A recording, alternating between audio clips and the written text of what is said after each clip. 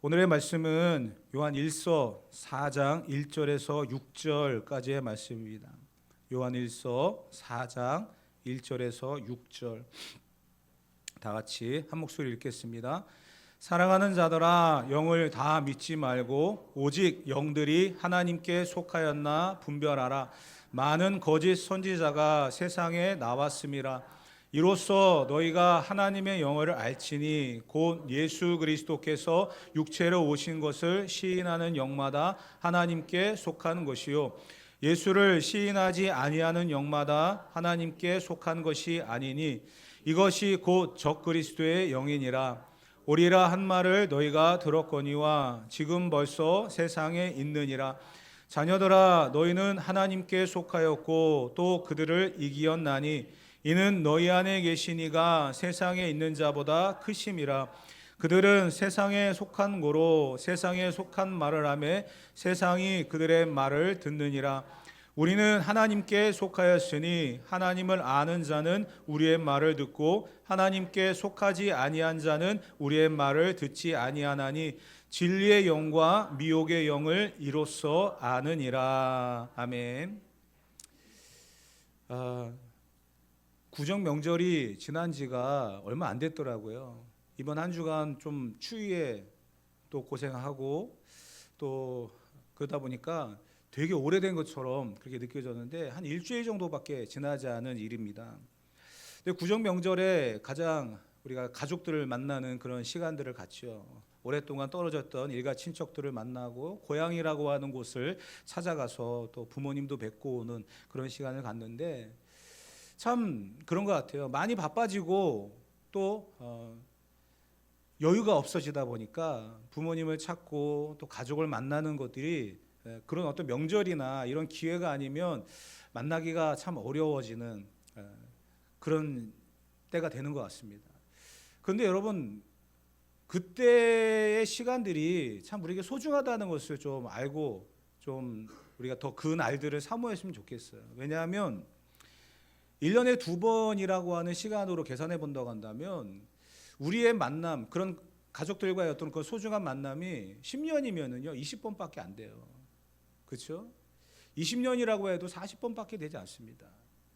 그렇다고 한다면 더 우리가 그 가족들과의 그런 만남들, 또 부모와 자녀들과의 그런 관계 속에서의 그런 사랑의 교제들을 더 우리가 소중하게 여기면서 한 번 더 만날 수 있고 한 번 더 연락할 수 있는 그런 시간들을 가져야 될 겁니다. 오늘 우리는 이 사랑이라고 하는 주제를 계속해서 요한이 이야기하고 있기에 그 주제를 오늘도 말씀해 드릴 건데요. 요한 1서의 주제가 하나님이 우리를 너무나 사랑하시는데 그 사랑의 결과로 우리가 서로 사랑해야 된다라고 하는 것을 계속 강조하고 있죠. 사랑하는 자마다 하나님께 속하였다. 그것이 생명의 증거다. 이렇게까지도 이야기를 하고 있습니다. 특별히 하나님을 사랑해야 된다라고 하는 전제도 이야기를 했어요. 마음을 다하고 뜻을 다하고 목숨을 다하여 하나님을 사랑하고 내 이웃을 내 몸과 같이 사랑하라. 이것이 성경의 복음이고 처음부터 들은 소식이라고 말하고 있는데 우리는 이것을 듣고 끝날 때가 많이 있다는 겁니다. 하나님께 속한 자로서 우리가 서로 사랑함이 마땅한데도 불구하고 이러한 사랑을 실천하지 못할 때가 참 많이 있습니다. 이래서 다시 한번 여러분들에게 한번 질문을 던져보는 거예요. 오늘 사랑합니다 라고 인사할 때 지난주에 여러분들에게 말씀드렸던 것처럼 그 안에 의미를 담아 보셨습니까? 그냥 사랑합니다 라고 하는 인사치레로 끝나는 게 아니라 그 안에 내가 당신을 위해서 목숨을 버리겠습니다 라는 그런 의미로 인사하셨습니까?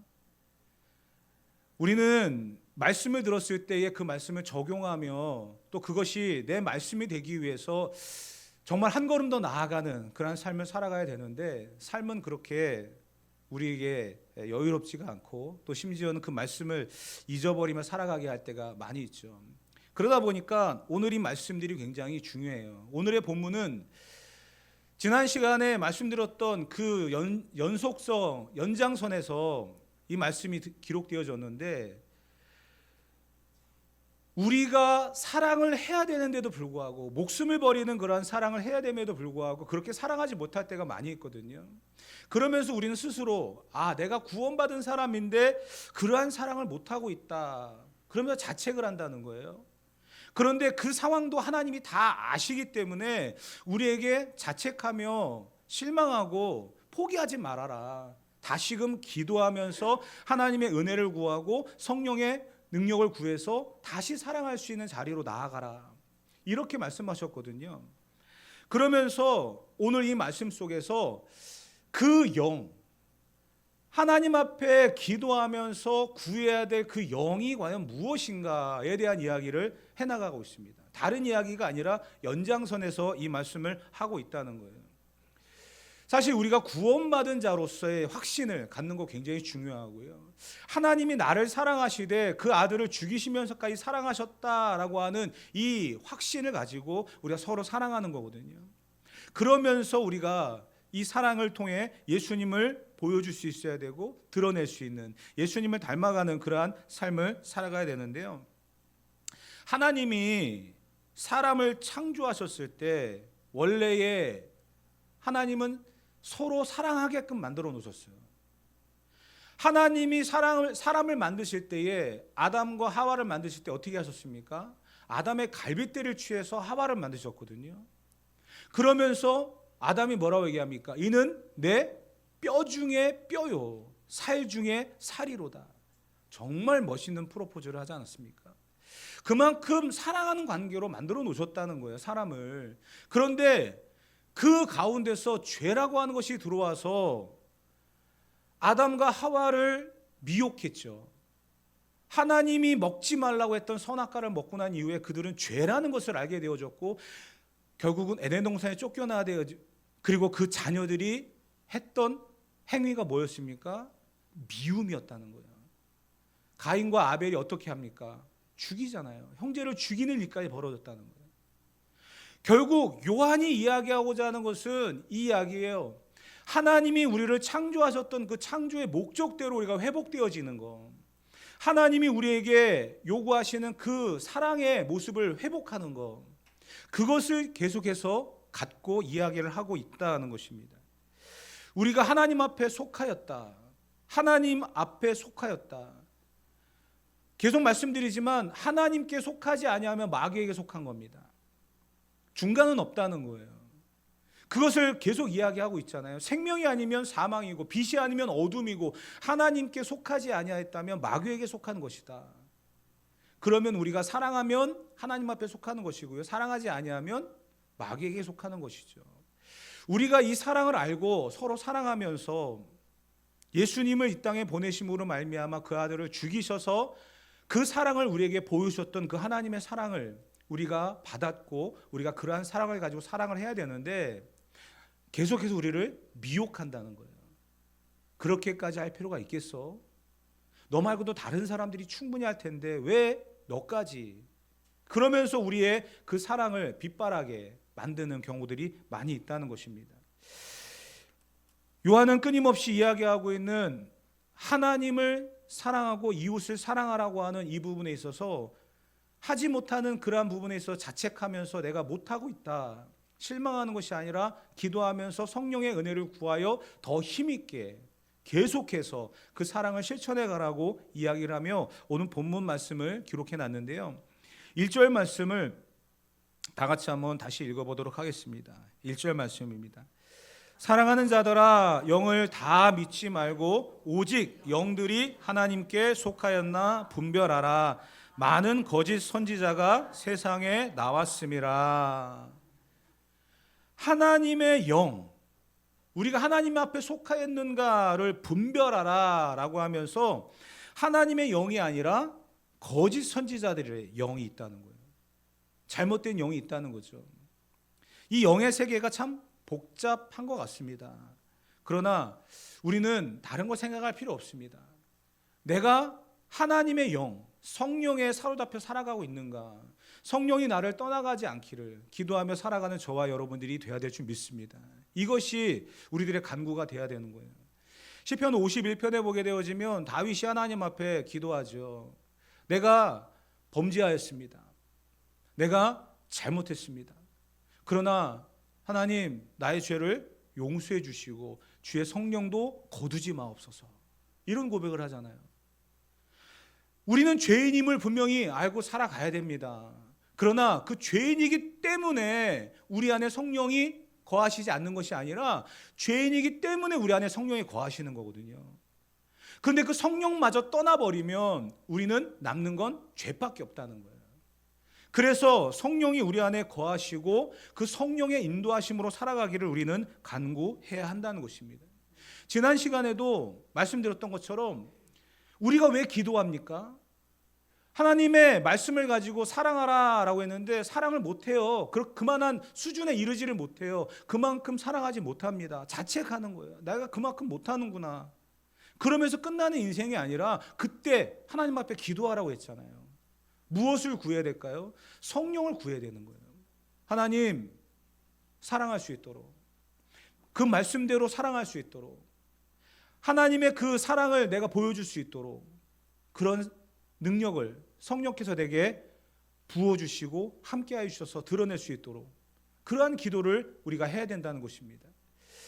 그런데 우리는 그러한 기도와 또 은혜를 경험하면서 확신을 가지고 살아가야 되는데 자꾸만 우리를 미혹하는 그러한 영이 있다는 거예요.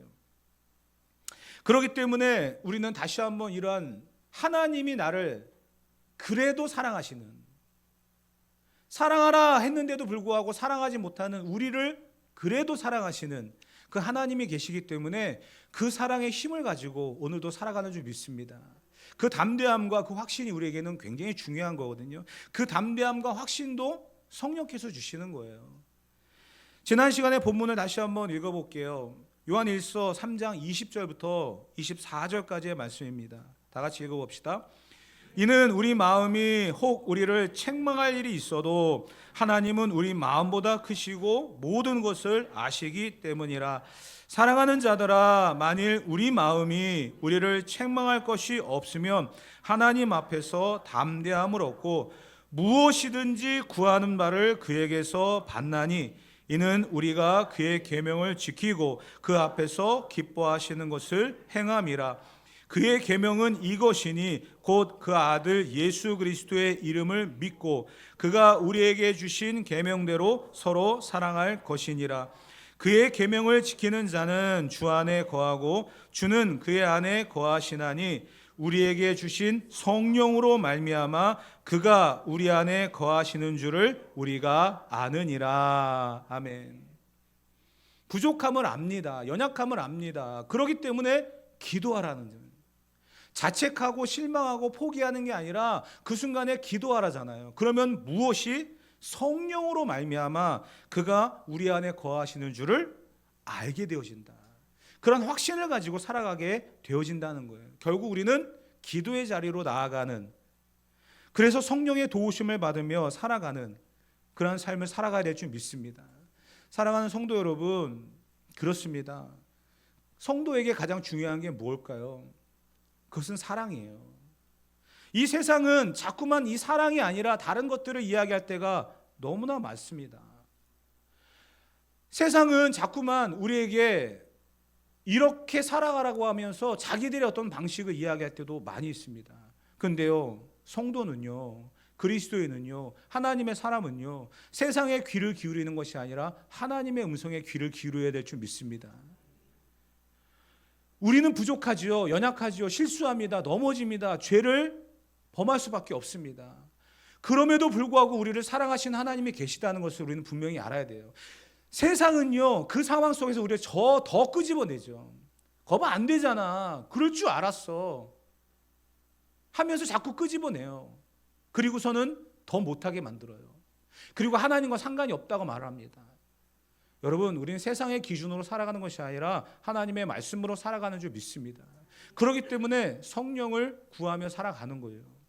로마서 8장 3절 4절 말씀 보면 이런 말씀을 기록해 놨습니다. 다 같이 한번 읽어봅시다.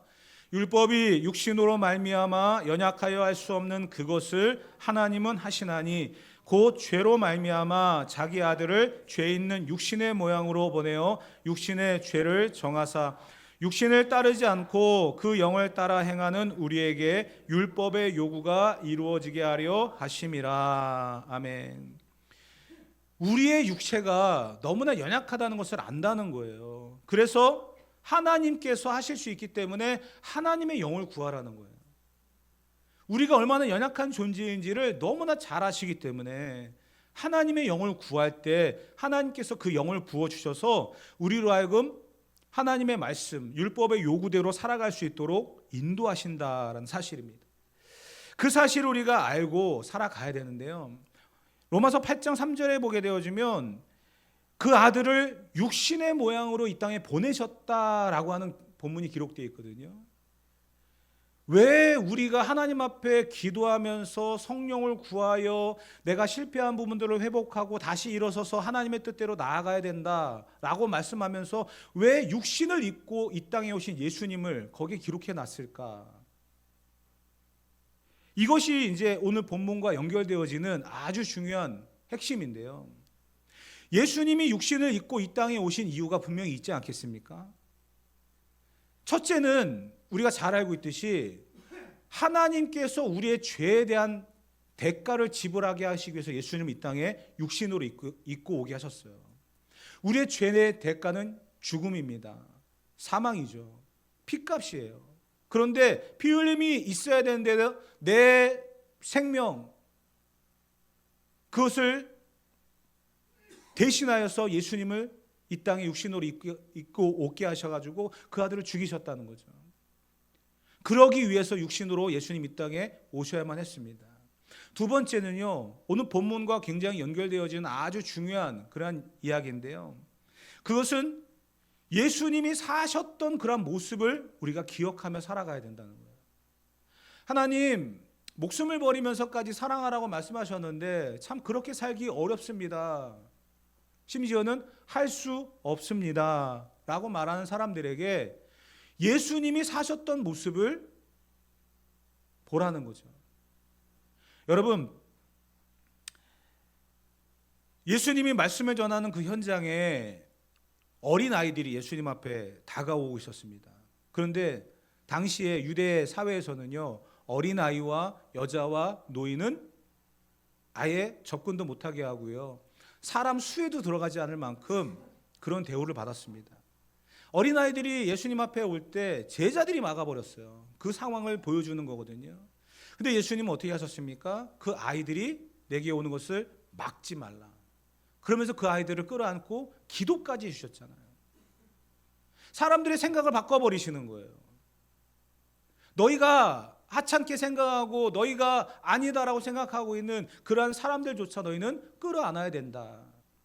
간음하다가 현장에 잡혀온 여인이 있었습니다. 사람들은 돌을 다 들고 와서 예수님, 율법에는 이 여인을 돌로 치라고 했는데 예수님은 어떤 판단을 내리시겠습니까?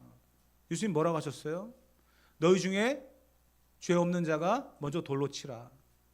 사람들은 돌을 다 내려놓고 그 자리를 피해갑니다. 그리고서는 예수님이 뭐라고 하셨어요? 용서하시잖아요. 십자가 앞에서 예수님을 부인했던 베드로, 물고기 잡으러 갔던 그 베드로를 갈릴리 호숫가에서 만나시고 예수님은 베드로를 야단치지 않았어요. 오히려 그를 사랑하시고 용서하셨죠. 왜 예수님이 육신을 입고 이 땅에 오셔야만 했을까요? 우리의 죄 때문이고요. 두 번째는 예수님이 이 목숨을 버리는 그러한 사랑을, 용서를 실천하면서 우리에게 본을 보이셨다는 거예요. 그렇기 때문에 오늘 말씀의 결론이면서 핵심은 무엇이냐? 우리는 목숨을 버리는 사랑을 할 수 없는 존재입니다. 그렇기 때문에 스스로가 자책하면서 포기하고 살아갈 때가 많이 있는데 다시 기도의 자리로 나아가 성령의 도우심을 구해서 그 성령이 나와 함께 하시면서 드러나는 삶의 열매는 나를 드러내는 것이 아니라 예수님이 그렇게 사셨던 모습을 드러내는 삶으로, 그 열매로 나타나야 된다는 거예요. 예수님이 죄인을 용서하셨던 것처럼, 예수님이 원수를 사랑하셨던 것처럼, 예수님이 자기의 사람들을 위해서 목숨을 버리셨던 것처럼 그렇게 살아가라. 예수님처럼 살아가라. 예수님을 닮아가라. 그것이 바로 진리의 영을 부음받은 하나님의 사람의 모습이고 삶의 방향인 것입니다. 여러분, 기독교 신앙은요, 내가 예수님을 믿어서 복을 받고 뭔가 잘 된다, 형통한다, 평안하다, 그런 의미로서의 접근이 되어서는 안 됩니다. 그거는요, 그냥 드러나는 현상이고요. 그것은요, 그냥 모두에게 주어진 보편적인 은혜예요. 기독교 신앙의 핵심은 다른 게 아니에요. 내가 예수님을 얼마나 닮아가고 있는가, 내가 예수님을 얼마나 드러내고 있는가. 그 핵심의 단어는 사랑이에요. 예수님이 보여줬던 그 사랑과 용서, 그것이 내 삶에 적용되어지고 드러나는 것, 그것이 바로 진정한 기독교의 신앙입니다. 왜 세상이 교회를 비난할까요? 왜 세상이 교회를 욕할까요? 제가 여러분들에게 다시 말씀드리지만요, 교회는요, 정치판에 뛰어들어서 안 됩니다. 교회는 정치 얘기하면 안 됩니다. 교회는 정치 얘기하는 곳이 아니에요. 정치는요, 색깔 확실해요. 빨간색 아니면 파란색이잖아요. 그걸 어떻게 하나로 만들 수 있겠어요? 여러분, 이거는요, 정말 예수님이 오셔서 재림의 시간이나 완성될까? 우리가 할 수 있는 일이 아니에요. 교회는요, 어느 한 편을 들어서 색깔을 이야기하고 정치적인 그런 방향을 이야기하면은요, 세상은 편을 들어줄 수 있어요. 그러나 그 반대편도 생긴다는 거죠. 교회는요, 성도는요, 그러한 이야기를 하는 것이 아니라 복음을 말해야 되고 진리를 말해야 되고 예수님을 말해야 되는 거예요. 그래야 사람들이 다르구나, 그런 인정을 받는 거고요. 그래야만 교회는 살아나는 겁니다. 그게 교회의 본질이거든요. 그런데 우리는 교회 안에서 무언가 어떤 색깔을 드러내고 무언가 내가 생각하고 있는 것들을 드러내려고 하는 그런 경우들이 많이 있는데, 우리는 이러한 부분부터 먼저 스스로를 내려놓는 그런 작업을 해야 될 것이고요. 그 안에서 성령께서 어떠한 그러한 생각을 드러내기보다는 예수님을 닮아가는 모습으로서 어린아이를 사랑하고 죄인을 용서하며 누군가를 위해서 목숨을 버릴 만큼의 그러한 사랑을 할 수 있는, 그러한 사랑을 할 수 있도록 도와달라고 기도하는 것이 필요한 줄 믿습니다. 우리는 그러한 삶을 살아가야 돼요. 그런데 세상은 자꾸만 유혹을 하죠. 세상 속에, 세상의 왕이 누굽니까? 마귀예요. 성경은 말하고 있잖아요. 거짓의 아비, 세상의 왕. 그 세상의 왕, 거짓의 아비인 이 마귀가 계속해서 우리를 유혹한다는 거예요. 그런데 심지어는요, 어떻게 유혹을 하느냐? 교회 안에 들어와 있는 우리들에게까지도 유혹을 한다는 거예요. 그래서 오늘 본문의 제목이 뭡니까? 미혹의 영이라는 거예요. 진리의 영이신 성령께서 우리와 함께 할 때 우리는 그 힘을 가지고 살아가야 되는데 자꾸만 미혹을 하는 거예요. 미혹이라고 하는 건 다른 게 아니에요. 내가 가고 있는 그 길에서 살짝이라도 벗어나게 만든다라는 거예요. 내가 갖고 있는 진리에 대해서 조금이라도 흠집을 내길 원한다는 거예요. 그게 바로 미혹의 영입니다. 큰 게 아니에요. 본문 말씀 속에서 요한이 이야기하고 있는 것은 2절과 3절 말씀 이거든요. 지금까지 했던 내용들을 우리가 정리해 보는 건데요. 2절과 3절 다 같이 한번 읽어봅시다. 이로써 너희가 하나님의 영을 알지니 곧 예수 그리스도께서 육체로 오신 것을 시인하는 영마다 하나님께 속하는 것이요 예수를 시인하지 아니하는 영마다 하나님께 속하는 것이 아니니 이것이 곧 적그리스도의 영이니라. 오리라 한 말을 너희가 들었거니와 지금 벌써 세상에 있느니라. 아멘. 예수 그리스도께서 이 땅에 오셨다, 육신을 입고 이 땅에 오셨다라는 것을 부인하는 사람이 있다는 거예요. 왜 예수님이 이 땅에 육신을 입고 오셨다고요? 이 죄인을, 나 같은 죄인을 구원의 길로 인도하실 수 있는 방법이 그것밖에 없다는 거. 그리고 예수님이 인간의 몸으로 사셨던 그 모습을 우리가 본받아서 살아가야 된다는 거. 그것을 말씀하기 위해서, 보여주기 위해서 예수님이 이 땅에 오셨거든요. 그런데 교회 안에 들어와 있는 이 적그리스도들, 미혹의 영이 이야기합니다. 그래, 맞아. 그런데 그 부분이 이러한 부분에 있어서 다를 수 있어 라고 하면서 이야기하는 거예요. 만약에 성령, 거룩한 영, 진리의 영, 그 영을 우리가 믿고 받았어. 그래, 영은 거룩해, 깨끗해, 온전해. 육체는 더러워, 죄로 가득해. 그런데 어떻게 진리의 영이시고 거룩하신 예수님께서 더럽고 추한 인간의 몸을 입고 이 땅에 오실 수가 있어? 그거는 아닌 것 같아. 이게 교회 안에서 들려졌던 이야기라는 거예요. 이걸 어디 여러분들 세상에 어떤 강의, 학교에서 들을 수 있는 이야기입니까? 교회 안에서 이런 일들이 있었다는 거예요. 그래서 미혹의 영이라고 하는 겁니다. 여러분, 우리 주변에 이단들이 많이 등장했죠. 그 이단들의 특징이 뭡니까? 믿지 않는 사람들, 아무것도 모르는 사람들에게 다가가지 않아요. 그들은 예수님을 알고 교회를 다니는 사람들에게 찾아옵니다. 그리고서 이야기하죠. 당신의 교회 목사가 이야기하고 있는 것이 뭐가 잘못됐고, 당신의 교회는 이런 문제가 있고, 그러면서 온전한 교회가 있고 온전한 말씀이 있으니까 여기로 오라고. 미혹의 영이에요, 여러분. 모르는 것 갖고 이야기하는 게 아니에요. 우리가 알고 있는 것들을 건드립니다. 그렇기 때문에 오늘 우리는 분별해야 돼요. 6절 말씀에 이렇게 되어 있어요. 다 같이 읽어봅시다.